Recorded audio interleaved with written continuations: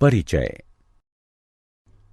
जब भी हम किसी वस्तु को गति प्रदान करते हैं, जैसे अपनी पेंसिल का प्रयोग लिखने में करते हैं या फिर हम चलते हैं, तो हम बल का प्रयोग करते हैं।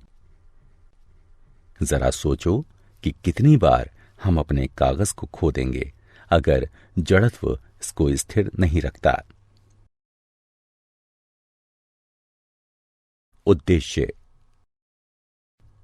इस पाठ के अंत में आप निम्न करने में सक्षम हो जाएंगे: बल को परिभाषित करना, संतुलित एवं असंतुलित बल में भेद करना, न्यूटन की गति के नियम समझना, वस्तु पर लगाए गए बल तथा उसकी गति की अवस्था में संबंध ज्ञात करना, संवेग संरक्षण को समझना।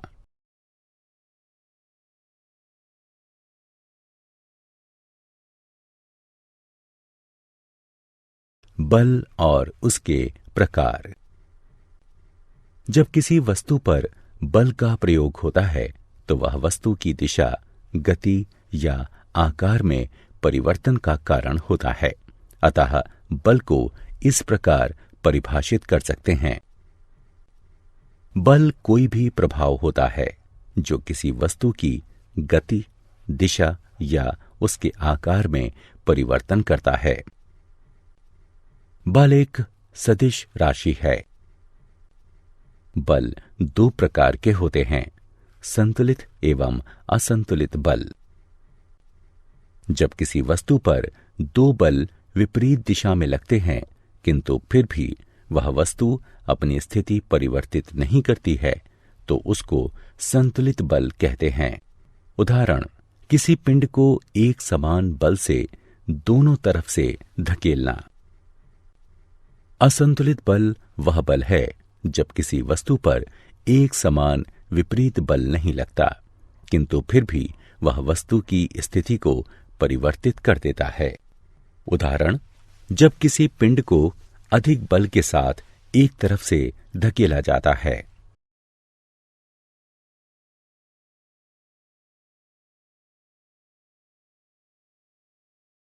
न्यूटन का गति का प्रथम नियम। पुस्तक स्वतः ही गति नहीं करेगी, वह अपनी विरामावस्था को तब परिवर्तित करेगी जब हाथ का बल उस पर लगेगा। यह गति के प्रथम नियम की व्याख्या करता है। गति का प्रथम नियम दर्शाता है कि एक वस्तु अपनी स्थिर अवस्था में बनी रहेगी तथा वह वस्तु गति की अवस्था में तब तक नहीं आएगी जब तक कि उस पर कोई बाहरी बल कार्यरत ना हो।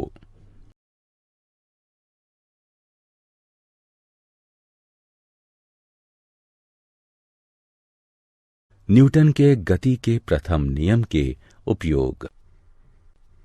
जब एक मोटर बस अचानक चलती है तो यात्री जड़त्व के कारण पीछे की तरफ झुक जाते हैं।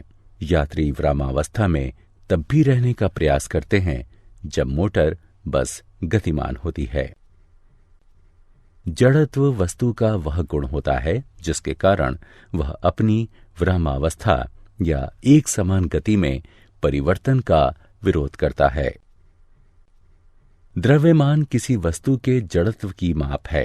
किसी वस्तु का द्रव्यमान जितना अधिक होगा उसका जड़त्व भी उतना ही अधिक होगा। उदाहरण: जब मोटर कार अचानक से रुकती है तो चालक जड़त्व के कारण आगे की तरफ झुक जाता है। जड़त्व के कारण ही यात्री गतिमान अवस्था में तब भी रहने का प्रयास करते हैं जब मोटर बस रुक जाती है। न्यूटन का गति का दूसरा नियम। न्यूटन का गति का दूसरा नियम दर्शाता है कि किसी वस्तु पर लगने वाला बल उस वस्तु के द्रव्यमान तथा लगाए गए बल की दिशा में उत्पन्न त्वरण के सीधे समानुपातिक होता है। F बराबर m गुणा a, जहां F बराबर बल, m बराबर द्रव्यमान और a बराबर त्वरण है। बल के मात्रक। बल का SI मात्रक न्यूटन है। न्यूटन को इस प्रकार परिभाषित कर सकते हैं कि 1 न्यूटन किसी 1 किलोग्राम द्रव्यमान वाली वस्तु में 1m/s वर्ग यानी मीटर प्रति सेकंड वर्ग का त्वरण उत्पन्न करने के लिए लगाए गए बल के बराबर होता है।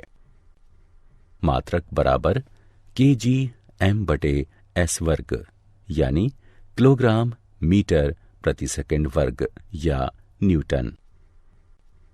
1000 किलोग्राम द्रव्यमान वाली वस्तु में 0.5 m/s वर्ग का त्वरण उत्पन्न करने के लिए आवश्यक बल की गणना करो। F बराबर 1000 गुणा 0.5 बराबर 500 न्यूटन बटे kg/m/s वर्ग।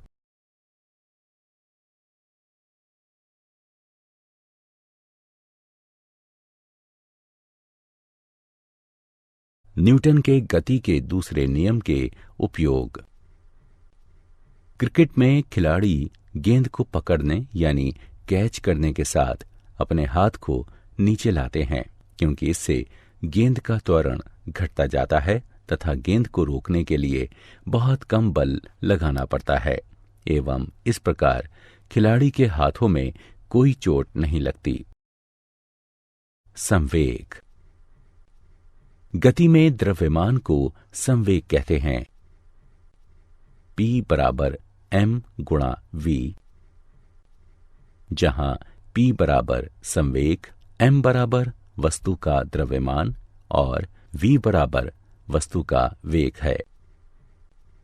संवेग का SI मात्रक किलोग्राम मीटर प्रति सेकंड है। अतः द्रव्यमान तथा वेग के संयुक्त प्रभाव को संवेग कहते हैं। यह एक सदिश राशि है। किसी वस्तु के संवेग में परिवर्तन उस वस्तु पर बल की दिशा में लगने वाले असंतुलित बल के समानुपाती होता है।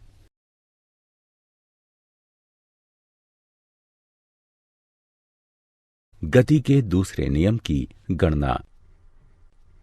किसी वस्तु का संवेग में परिवर्तन उस वस्तु पर बल की दिशा में लगने वाले असंतुलित बल के समानुपाती होता है।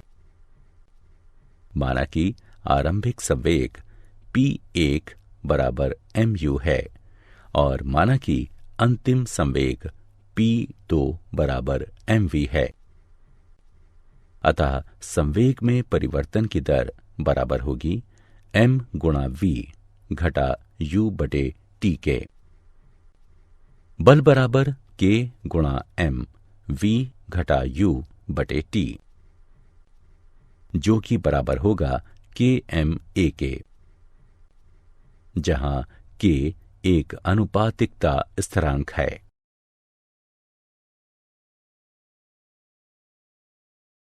न्यूटन का गति का तीसरा नियम।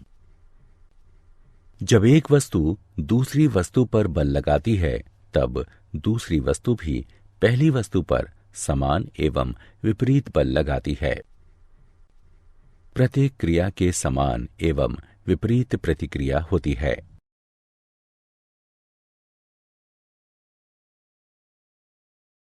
न्यूटन के गति के तीसरे नियम को समझने के उदाहरण। हम चलते कैसे हैं? जब हम जमीन पर चलते हैं तो हमारे पैर जमीन को पीछे की तरफ धकेलते हैं तथा बदले में जमीन हमारे पैरों को आगे की तरफ धकेलती है। तोप पीछे क्यों हटती है? जब तोप से गोला छोड़ा जाता है तो एक बल गोले को आगे भेजता है एवं उसके समान बल तोप को पीछे धकेलता है, इसलिए तोप पीछे हटती है। जेट हवाई जहाज और रॉकेट। रॉकेट के नीचे की तरफ से निकलने वाली गैस की क्रिया के समान उसके विपरीत प्रतिक्रिया रॉकेट को अत्यधिक गति से आगे बढ़ाती है। नली पाइप का उदाहरण। जब फायरमैन पानी की एक तेज धारा को निर्देशित करता है, तब वह इसके पाइप को काफी मजबूती से पकड़ता है, क्योंकि पानी के आगे बढ़ने की दिशा की क्रिया के कारण उसके पीछे धकेलने की प्रतिक्रिया की संभावना अधिक होती है। संवेग संरक्षण का नियम। जब दो या दो से अधिक वस्तुएं एक दूसरे पर कार्य करती हैं और जब तक उस पर कोई बाहरी बल कार्यरत नहीं होता है, तब तक उनका कुल संवेग स्थिर रहता है। इसको ही संवेग संरक्षण का नियम कहते हैं। संवेग को ना कभी बनाया जा सकता है या और ना कभी नष्ट किया जा सकता है। ये भी संवेग संरक्षण का सिद्धांत कहलाता है। माना कि दो वस्तुएं जिनका द्रव्यमान क्रमशः ma एवं mb है, एक दिशा में प्रारंभिक वेग ua एवं ub से गतिशील है तथा उनका अंतिम वेग क्रमशः va एवं vb है। गेंद A के संवेग परिवर्तन की दर FAB बराबर ma va घटा ua बटे t। गेंद B के संवेग परिवर्तन की दर FBA बराबर mb vb घटा ub बटे t। गति के तृतीय नियम के अनुसार प्रत्येक क्रिया के बराबर तथा विपरीत प्रतिक्रिया होती है। इस प्रकार जब दोनों वस्तुएं टकराती हैं, तब लगने वाला बल होगा FAB बराबर घटा FBA। इसे सुलझाने पर हमें यह प्राप्त होगा। यहां MAUA जमा MBUB टक्कर से पहले का कुल संवेग है तथा MAVA जमा MBVB टक्कर के बाद का कुल संवेग है। जब वस्तुओं पर कोई बाहरी बल नहीं लगता है, तो दो वस्तुओं की टक्कर से पहले के संवेगों का कुल योग टक्कर के बाद उनके संवेगों के योग के बराबर होता है। संवेगों शब्द संवेग का बहुवचन है।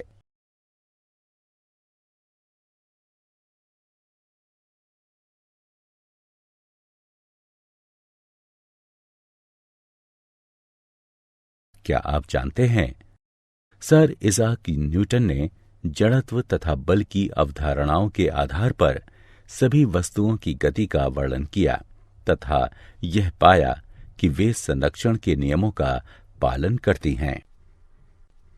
जब किसी बिंदु कण पर लगने वाला कुल बल शून्य होता है, तब वह संतुलन में होता है।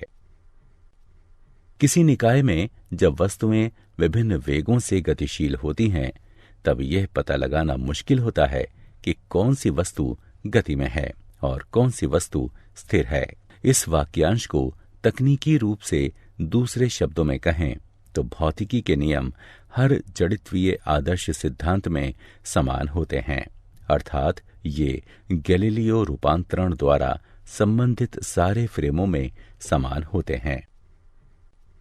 गुरुत्वहीन वस्तु जब पृथ्वी की चारों तरफ की कक्षा में नीचे गिरती है, तब न्यूटन के गति के नियम इन स्थिति में ज्यादा प्रत्यक्ष होते हैं।